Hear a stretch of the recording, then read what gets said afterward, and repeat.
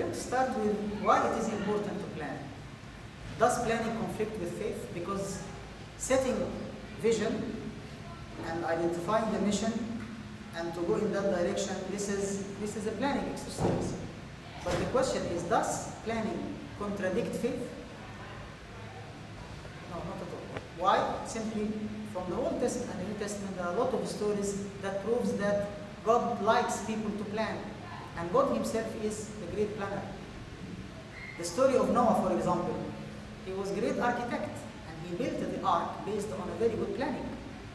Joseph, he was a very great economist. Moses, he was a great prophet and leader. Solomon the king, he was a great king. He mobilized people by his wisdom and he had full trust in him.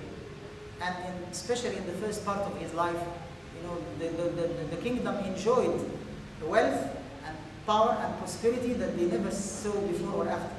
Nehemiah, he was a great leader and manager as well. And all these people, all these names, they planned in different parts of their ministry. They planned very well. They were excellent planners. In the New Testament, what made a difference between the 5 virgins, the 5 wise virgins, and the 5 the foolish one was planning. They were able to plan. They foresaw what will happen, so they prepared themselves so that when the bride came, they were ready. Right? Bridegroom. Right? Bridegroom. Yes. The parable of the talents, using the 1, 2, 5 talents. What made a difference between the one and the other 2 people who have the 2 talents and 5 talents is that they managed to plan well. They invested in the talents that they had, while that one who kept his talent, he didn't want to invest, he didn't want to take any risk. And he calculated, no, I don't want to put myself in any risk. When he comes back, I'll give him back his talent. He was condemned by the Lord. The parable of costly exercise to build a tower. It was a costly exercise. If you want to build a tower, calculate what you have, how much it costs, do you have what is enough? So this is a costing. Economist, I'm sure that Mary knows very much about costing. She's studying PhD in economics. The parable of the dishonest manager. Why he was dishonest? He was not a good planner. The miracle of feeding the crowds with 5 loaves and 2 fishes. Where is the planning here? Huh? Where is the planning? Exactly. Jesus asked them to set people sitting in groups, and then he assigned, for each group, someone to give them the loaves and the fish, and then 50s, and after they finished, they gathered all what have been remaining, because this is part of the good planning. There is no waste of resources. The parable of the full rich man. His problem was not in the planning, but not in the proper planning, but not the planning itself. Why planning is important? Because without planning, we cannot achieve the goals. Without planning, we cannot make the best use of resources. And without planning, we cannot achieve the best results. So planning is very important. There are 2 types of planning. Short term and long term. This exercise of having a vision and then setting a mission and putting long-term goals and mobilizing the resources for that, this is the strategic planning. This is the long-term planning. But there is also short-term planning for 1 year or 2 years maximum. Are there examples in the Bible about these 2 different types of planning? Yes. Jews returned from the exile and restoring their identity. That was a long-term planning. This is what Nehemiah did. While building the wall in 52 days, that was a short-term planning. He was very good in both short-term and long-term planning. Now, how do we plan? This is the pie of planning. Why pie? Not only because it looks like a pie, but because it has 3 main components. P, planning. This is the pie of management. It has P for planning, I for implementation, E for evaluation. And management of anything has these 3 components. Plan, implement, evaluate. Plan, implement, and evaluate. That's why it's like a pie. And it is a circle because after I evaluate, I will replan again so that I don't do the same mistakes. I can see new needs, so I start planning again. So in any development activity, in any development of a ministry, we need to think that way. To manage that, we need to plan well, implement well, and evaluate what we do. Question: to what extent we plan before we implement? In our culture, when we ask this question in Egypt, people say, we implement in years and plan in minutes. And we sometimes implement without even planning.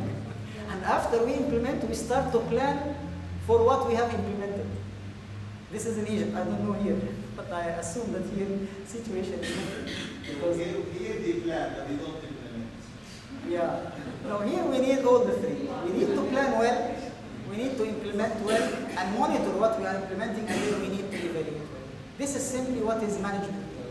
And in church administration, this applies very much as well. And this is what we have been doing and trying to do over the past few months and few years. But when we come to this planning, how do we plan? If we look at this, I know it's a bit far away, but yeah, I hope those who are close to the screen can see. Plan start with what are the problems? Through what we call needs assessment. You need to assess the needs. What are the needs? Dr. Kamal said, when we thought about the church and we had this, we thought about what are the needs of a community living together and will settle in this place. They need a place to worship together, they need a place for the kids to play, and we need a place for resting those who will pass away. This is the needs. So we think you start with the needs. And this probably answers your question about how to start the vision. Look at the needs first. What are the needs? And the needs will help you to see things from a different eye. And you start to think about how to fulfill those needs. Once you identify the needs, then you need to have some sort of problem analysis. You analyze the problems. What are the problems identified by this needs assessment?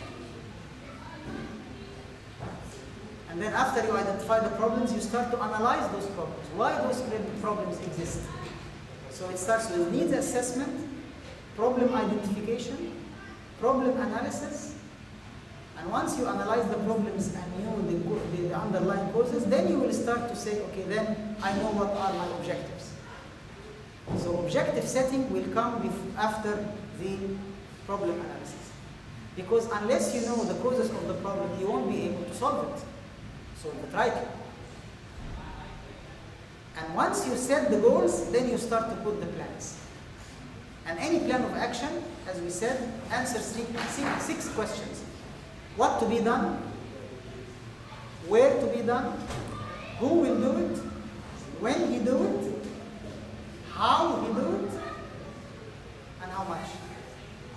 Who is doing what, when, where, and how much. These are the 6 questions of any plan, And we exercise this in our daily life. If we think about retreat or conference or trip or whatever, usually we answer these questions automatically without thinking about it. And once you put the action plan, then you start to implement it. And while you are implementing, you are monitoring. You are monitoring the situation of the plan. Are we doing well? Are we on track? Are we behind? Are any things happening to deviate us? What is the quantity of our achievement? What is the quality of our achievement? This is the monitoring. It's like, in the IC units, when you go to this, you see this screen monitoring the case of the situation of the patient. Monitoring. So monitoring means follow up. And then you evaluate. If you look at this pie, what is the percentage of planning of the management pie?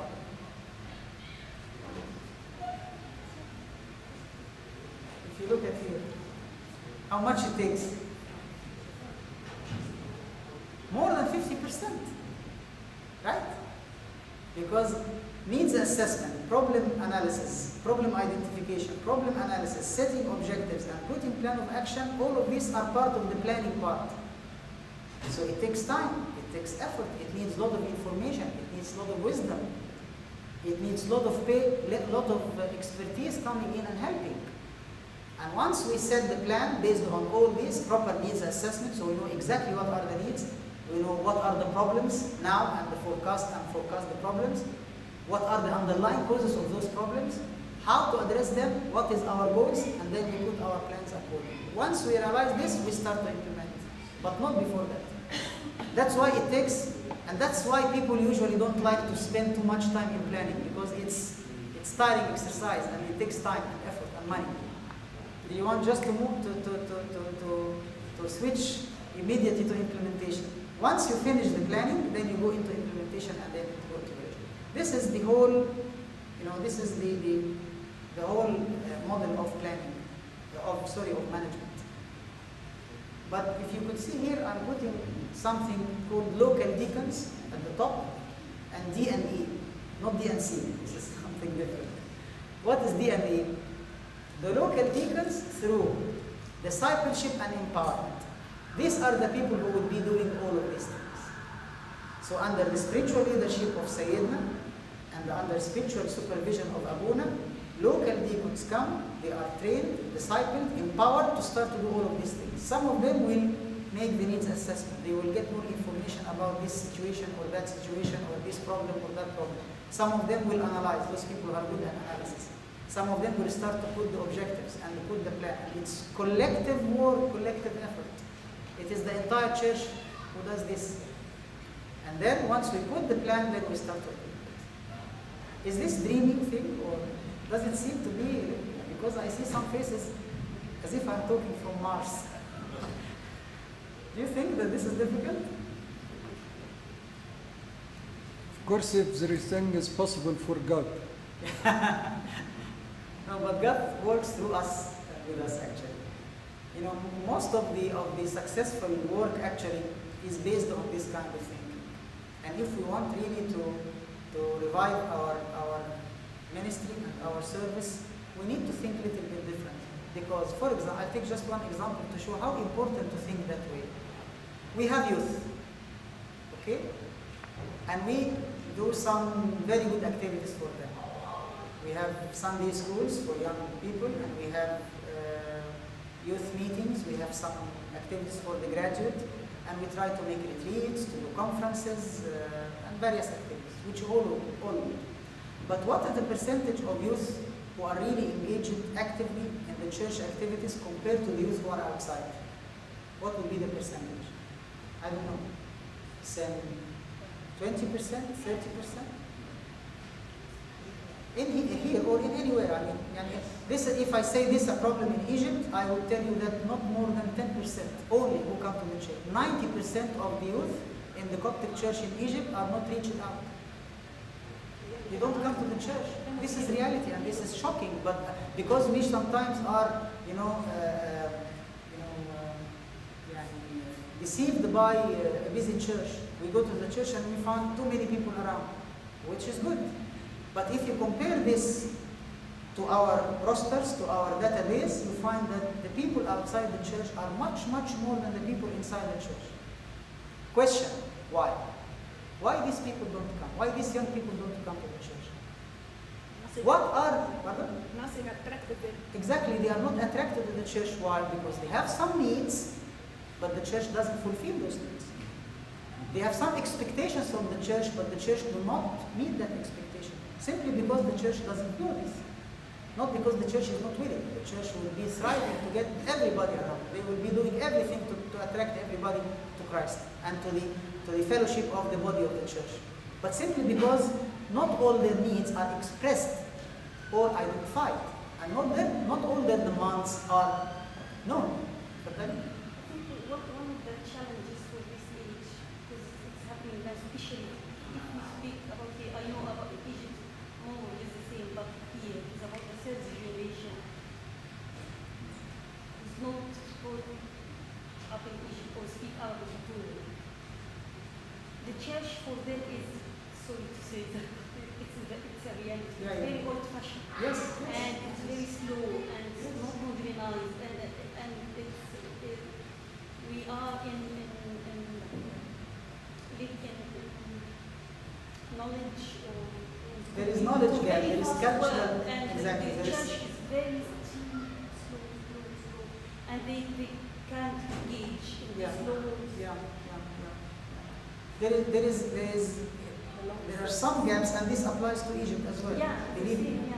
But No. here The is pace- the language is Yes, probably maybe aggravate the thing. The pace of youth is much faster than the pace of youth ministry. And the needs of the youth are not well identified by the church. So we offer things that we think that it's fulfilling their needs, which is not, because they need other things or more things. The language is different. Now they speak about the Facebook and the Twitter and this digital era, while we are not necessarily up to date to be able to cope with them. What happened in January 2011, what was called, the Arab Spring, I don't know whether it's still spring or now it's becoming, a very heavy winter. It came because the youth led that by the Facebook, the story of the Facebook. Okay? So that's why when I say that this is an important thing, because if we do needs assessment, which is the first step in planning, we will try to understand exactly what are the needs of this group of people that we want to serve. How do they think? What their expectations? What their demands? What is the kind of church they look for? And then, if we know these needs, if we know the problems they encounter and the pressures on them, and then we try to analyze why these problems are there, why these needs are not fulfilled, what are their expectations, we will start to set goals that can achieve them, that can fulfill their needs, and then build our activities and action plans to fulfill or to address or to achieve these goals that will address those needs and fulfill their expectations. And the whole ministry will be guided by reality. Reality as is, not as perceived by us. Because we perceive they need so and so, which is not necessarily the case. So our perception is not necessarily right. The reality, their reality is the right one. So we have to start from them. Okay, now, if we want to do something concrete, so that it doesn't seem to be a theoretical lecture, what we should do? Pardon? Yes, please, Nancy, for that. Sadly, there is a generation that we have eliminated and alienated Yes. because of our attitude. Yes. And sadly, I would say, have been given, sort of almost, I don't know how to say, asked from inside the church because we didn't accept their attitude.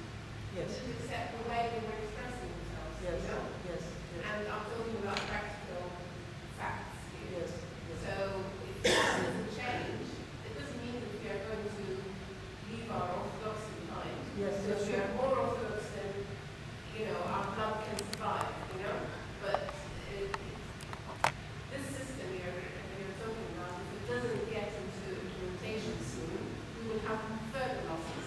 Exactly. Further losses. Exactly. That's very true, Nancy. Thank you very much. Yes, please. I love what he said. I think planning is important, implementation is important. All the management skills are extremely important. Yes. But I agree with Nancy. The most important thing here, and this is what we learn in management as well, is to change culture and attitude. Unless we change the attitude of the church and the culture of the church, not outside the Bible, it has to be biblical attitude and biblical culture. We are not going to make anything. Exactly. And the culture is very important thing to change it.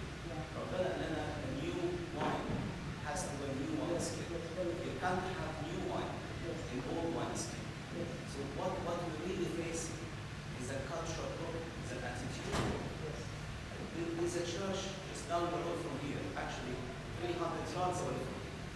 And their problem is they have 600 youth and they're calling for ministers to help them.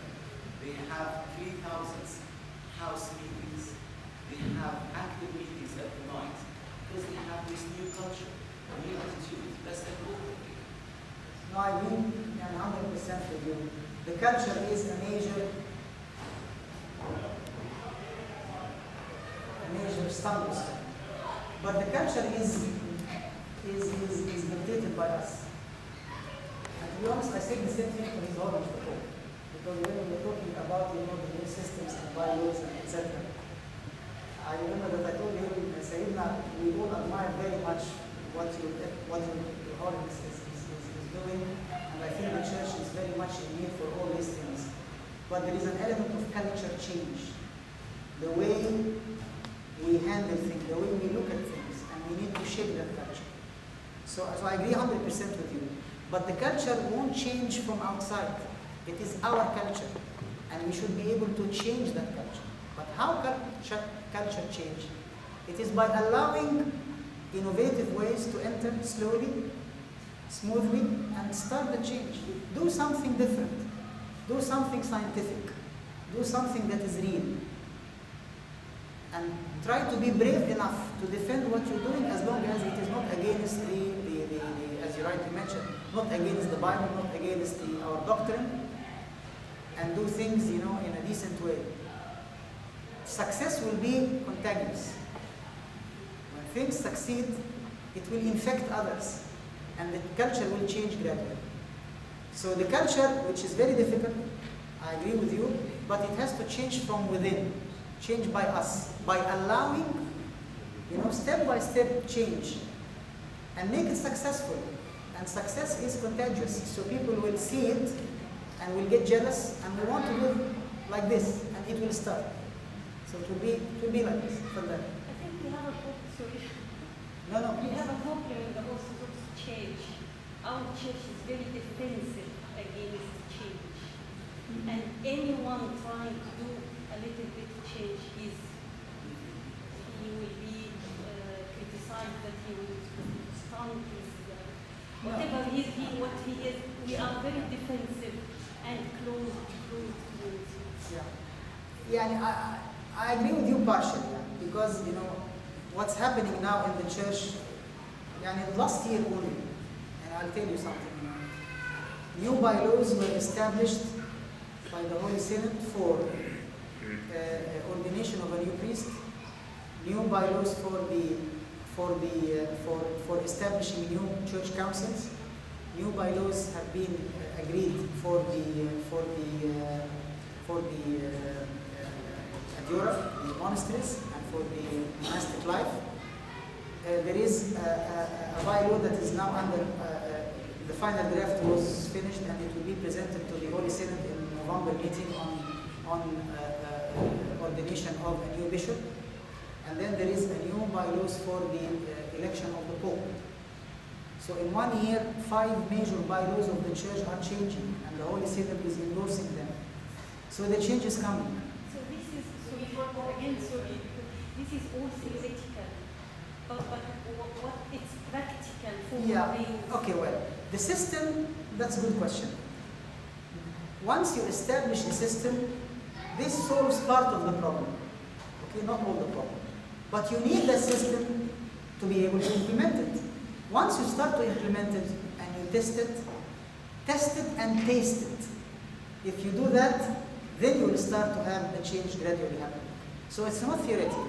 If we have the systems and then leave it like this, like that, then it will be theoretical. But if we have new system and we try to apply it, then the culture will change. So the change is coming. There is no question about that. But it's a matter of how to be part of that change and how to lead that change and how to contribute to that change. This is the question. Nancy. Thank you. You've done a very thorough study, which I'm sure somebody like Amadou Rossi will embrace this completely. You said that had lots of changes and new Starting, just starting. Yeah, they started with bylaws. We need to add this as a system for all the churches. Yes. This has to be implemented as a constitution. Yes. So then it doesn't leave room to different cultures, different abilities, any friction, nothing. Yes. Then it's a constitution and it has to be implemented. Yes, that's very true. That's why His Holiness actually is supporting very much this thinking. And I'll tell you something that I don't know whether this is appropriate to say or not, but His Holiness himself asked to present to the first seminar for the Holy Synod in March 2013. The first one he headed after his ordination. It was about عنوانه يعني الخدمة قيادة ورعاية. Ministry is leadership and care.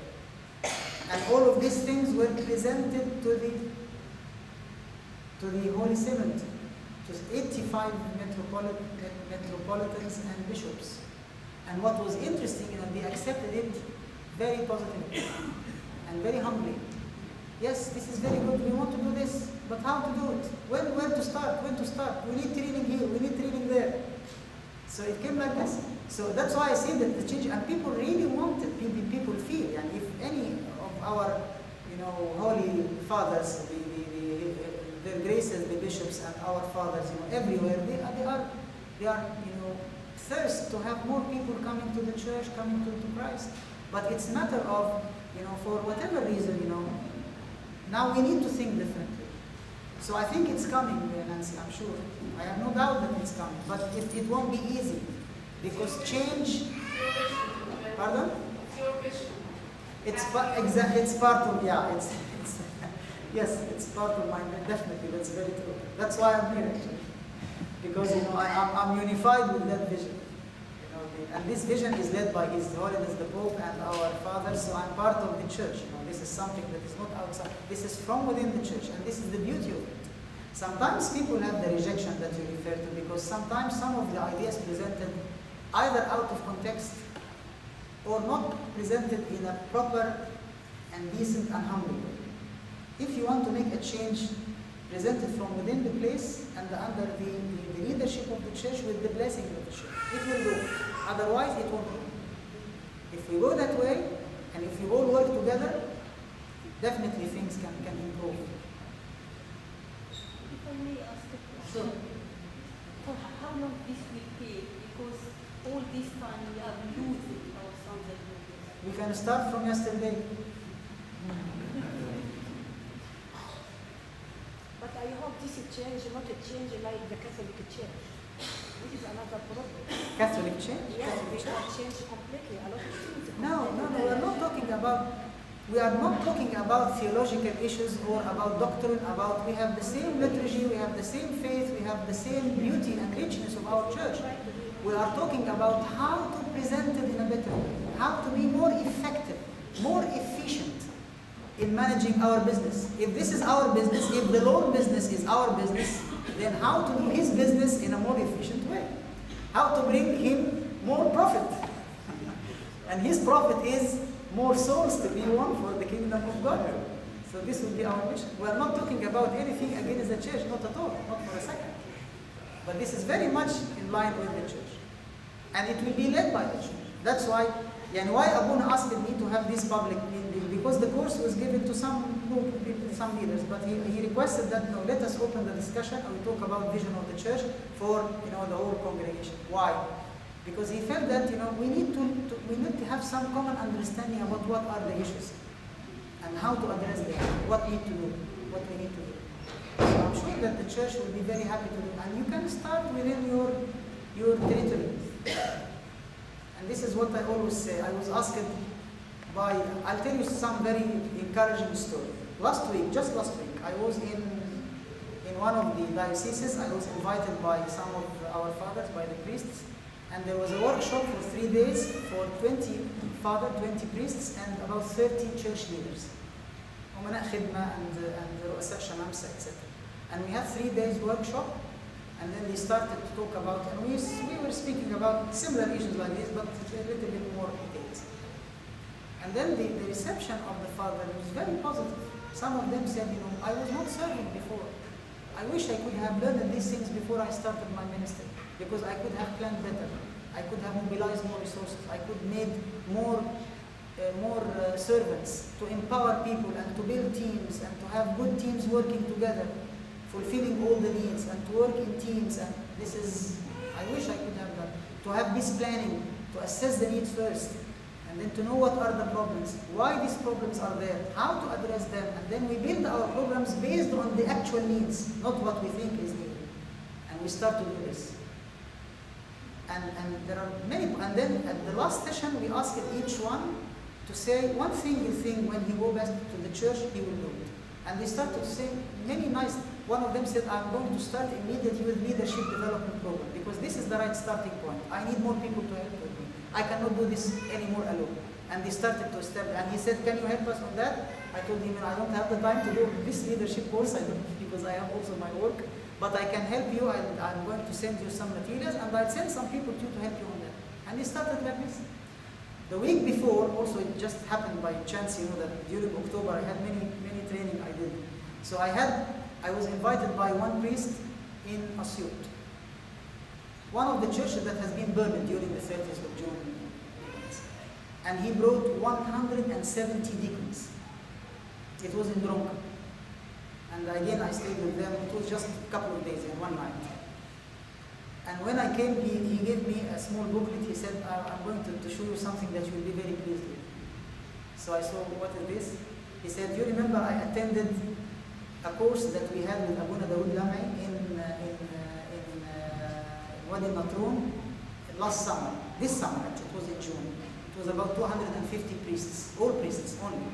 And Abuna Dawood asked me to have 2 days for this training, and then he had 2 days for the priests, spiritually.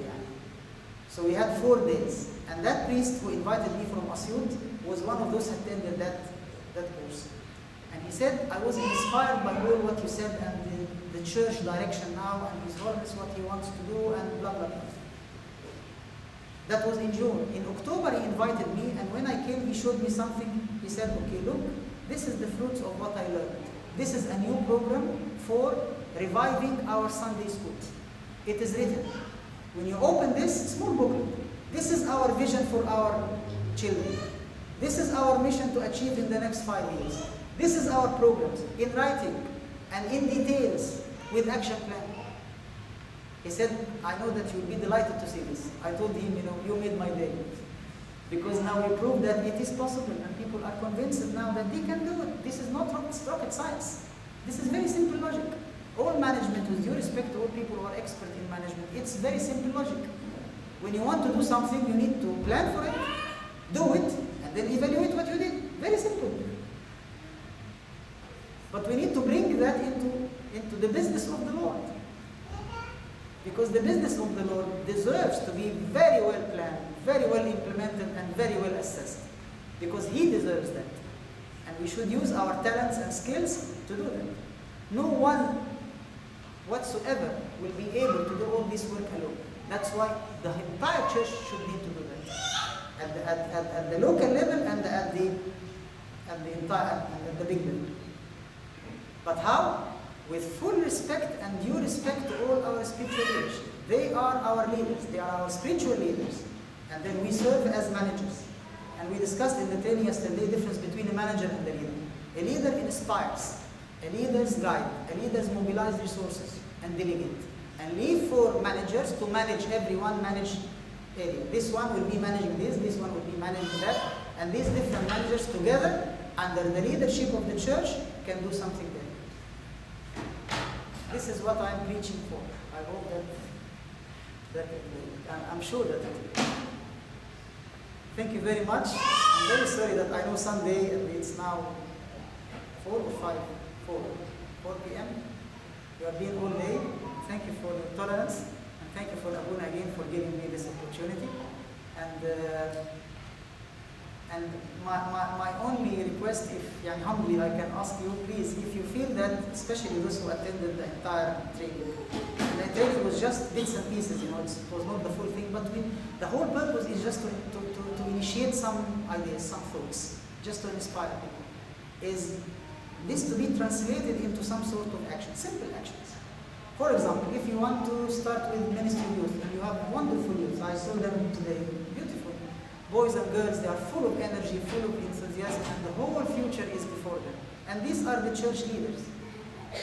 These are the church leaders. So it will be something, if you would like, think about what you want to do for them. And I'm sure they just want to see, to know what they can do. They need some guidance. So think to plan for them. What would be our vision for our youth in the next 10 years? Let us be focused on youth. Then what will be our mission to realize that vision for them? And then what will be the goal that we want to achieve year by year? And then what will be the action plan? And involve them, because I'm sure that they have plenty of good ideas, but they should be given the opportunity. We listen to them. We can establish a small team, for needs assessment, to make some sort of survey. Okay? survey, just quantitative sheet, and ask them what do you expect from the church, what you are missing in the church. If you want to bring someone who is outside, what are the things that you want to find here so that you can tell that person there is that in the church so he or she will come. These are the kind of simple, very simple questions. Then meet with them and try to learn from them what are the obstacles they have, what are the different. And then based on this collective information, a small group of people think together. Okay, if these are the needs, what we should do. And let us put a plan for 1 year. And let us be, our vision is that the church within the next 10 years will be fully led by youth, up to having some additional priests under Abuna's fatherhood to be serving the church. If the church is growing and this youth will be marrying, having children, and the church is growing, definitely there will be needs for more priests, more servants. Then we need to think about what would be our needs of priests and servants in the next 10 years. Think outside the box. Whatever we can do, that's fine. If not, at least we thought about it. Probably in the right time it will come. I don't know whether this is realistic or not, but this is part of my dream for the church, for any church. I know it's not easy, but I think it can be done. It can be done. Thank you, everyone. I'm sorry for taking more time. Thank you very much. I hope you all the blessings of these days. And pray for you.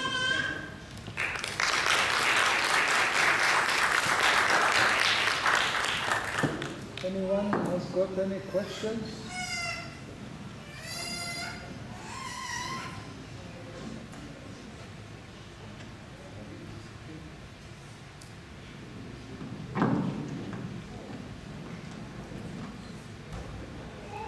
Now I have questions here. Sure.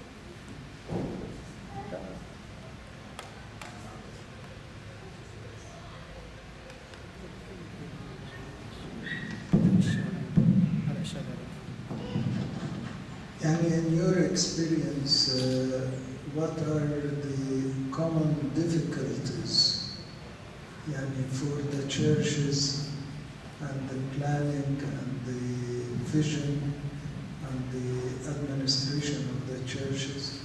What are the common problems that we do face for that change and how to overcome it?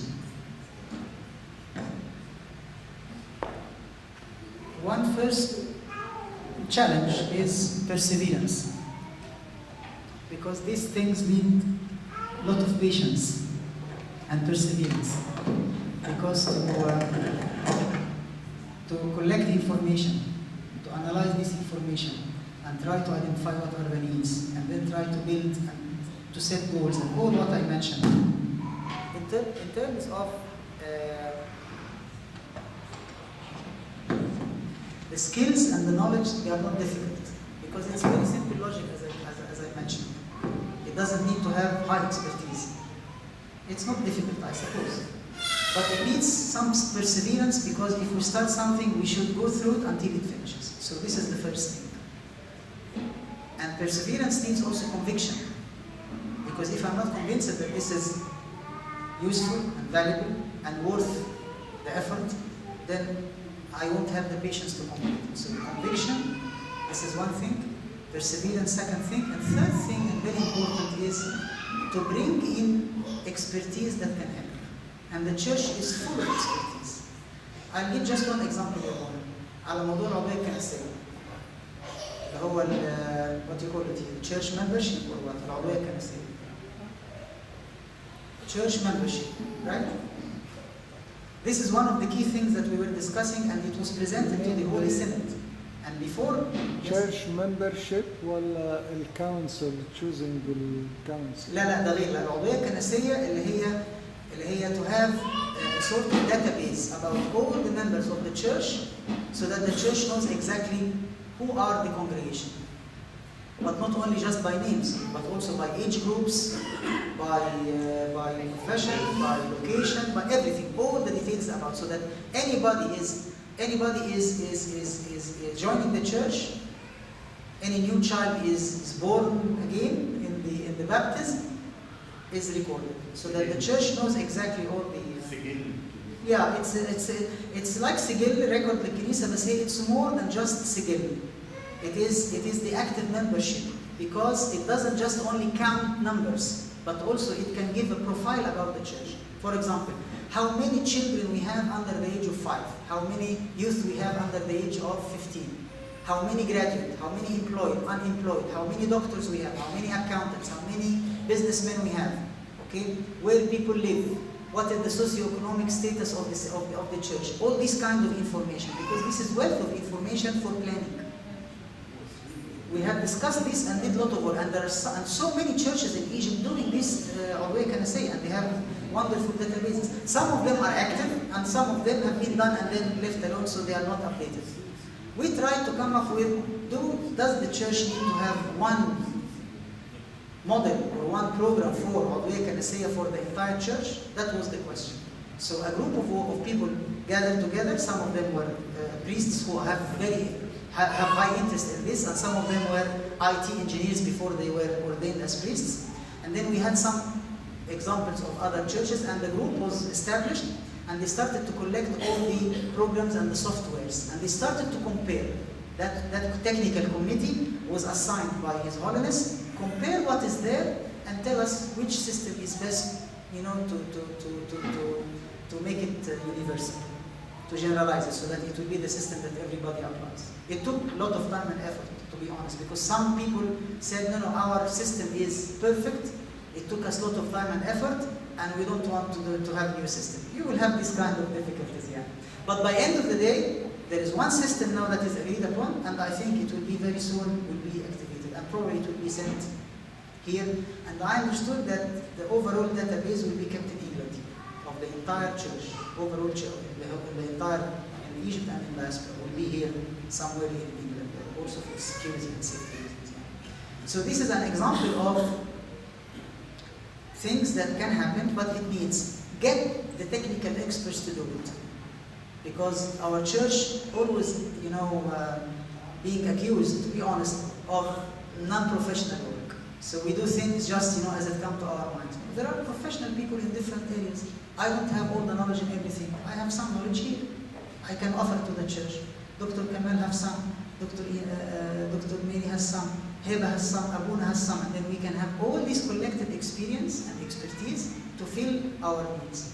So the technical expertise, so that it's based on science, scientific evidence. Second, to have conviction about that we need to do this, and perseverance. These are the 3 key things that I think need to be taken into consideration. And a simple program like this can at least give us conclusive number about the population of the Exactly. we've got. Exactly. And we are praying to other governments saying whatever figure. Exactly. And one of the values of having this, it can help our church leadership to know exactly how many Copts are there. But this is not the purpose. We're not doing this just to have, a card to argue with the government. We are that million of people, we have rights. No, it is not that purpose. It might be, this is one of the byproducts. But the purpose is to plan. Because if I know exactly my people and their needs, then I will be able to better plan for their needs. Nobody knows exactly what happened in Egypt over the past 3 months after all, the attacks on the churches. And it's not matter only of burning churches, but there are many people in Upper Egypt lost their source of income. Those small businessmen who have some, shops selling this and that, they were living on this, and their shops were burned. How these people are living now? And they might not be able, to renovate their business quickly, because the village itself, the spirit is different. So how many? We don't know. There are a lot of resources coming from England, from America, from Canada, thanks God, because the Copts are very generous. That's great. But again, to what extent you say that, all the needs are fulfilled, or 50% are fulfilled, or this is what I need to do? Nobody knows. Why? Because simply we don't apply this simple science to assess the needs and to know what is there, what is missing, and how to address that. So there are a lot of rooms for introducing these ideas. Were you able to get any funding from the United Nations for? Me? No, this is not my mandate. I never speak about these things because I know that the church has its own channels. This is not my role. Many other people can do that. But what I can say is part of my mission, as you mentioned, is that we need to think that scientifically. This is what three keywords that we are trying to do and under His Holiness support and guidance: science, Bible, and church. This is what we need to bring the three together. We can develop our church without scientific, solid foundation. Okay? And we cannot do scientific, solid scientific progress without being biblical. And most important, to be relevant to our church setting, our Coptic Orthodox setting. And this is the mix that we need to do. And there are many people that can help on that. You can start your own model here. Thinking about, for example, this Awaken Essay. If you think of doing this, you can establish a small committee. Abuna can assign someone who is interested in this or who is expert in, developing this software, and you can start doing or get software from Egypt, and you start to do that so that you know who is there, where they are living, so that this will help you if you're thinking about a big project to develop the church here, whether you have this multi-story building you're building or you want to renovate it, you will be better able to tell, what is the exact number of my congregation, because you have to see also the cost-benefit. You do a simple cost-benefit analysis. Would that cost make that benefit, or we can do it in a different way? So you can establish this committee, for example, for this database, for this Awaken Essay. We already. I'm sure that it is already there. You need to update it, or you add some more No, information. we already even updated our database, and there is a new system already being Very good. done, Very good. and we just need people to start to fill in it. Yeah, good, very good. So the system is there. You just need to probably to introduce the data, and it will be good even after some time in one meeting that has majority of people attending. These are the results of our database, so people know. That would be fantastic. So people are part of the thing. They know about what's happening. How many people now in the church, and what is the profile of our church. And there are a lot of young people here. They are expert in doing these things. They can make some graphs, like what Mary and Maggie did yesterday. We had this sheet, 10 very simple, 10 questions asking about some statements, and people answered yes, no, not sure. And in less than in 30 minutes, Maggie and Mary took this data, and on a spreadsheet they did some graphs. So in 1 hour, less 1 hour, that survey, it was some sort of survey. It was on graphics, pie charts showing what is the percentage of people who believe that they are doing this or doing that. Very interesting, and it's revealing. It's giving some ideas about how young people think. Simple things, but it needs just to be here. So utilize your youth. Your youth is your future. And according to our saint, great Saint Pope Shenouda, he said, church without youth is church without future. And they replied, and youth without church are youth without future. So invest in your future, in your youth.